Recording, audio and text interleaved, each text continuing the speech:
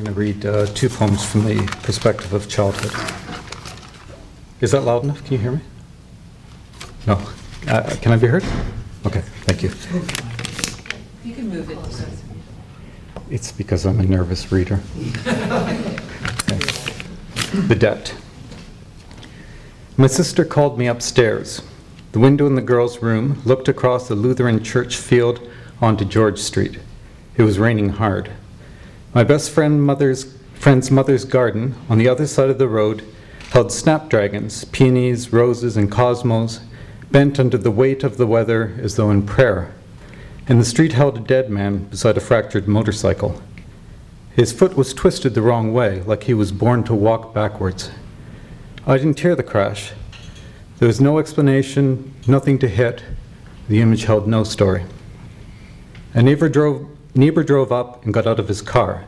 He worked full-time at the local journal, held a camera, took a picture, then waited as though he owed the man.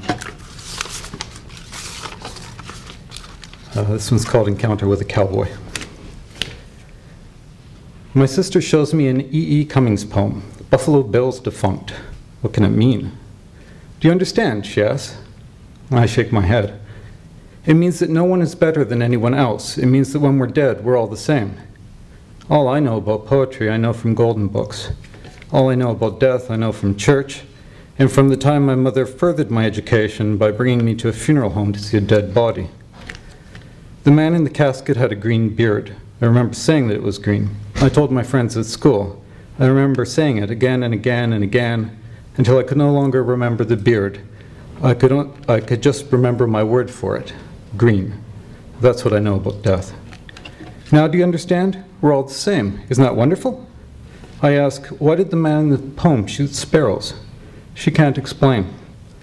Everything I know about killing animals I learned the summer I went to Christian Heights Bible Camp in Little Valley, New York. I was enamored of a pond until a loco came with a gun. A counselor said later the man was deranged. The man himself said nothing, just shot all the frogs. Poppity, poppity, pop. I watched them die. Misplaced stones in brown water, their lifeless promise as green as a beard. Jesus, I cried. I asked my sister if defunct means deranged. I'm afraid of what the poem means, afraid of being the same as Buffalo Bill, a defunct cowboy who shot sparrows, who was the same for being dead as a man who shot frogs.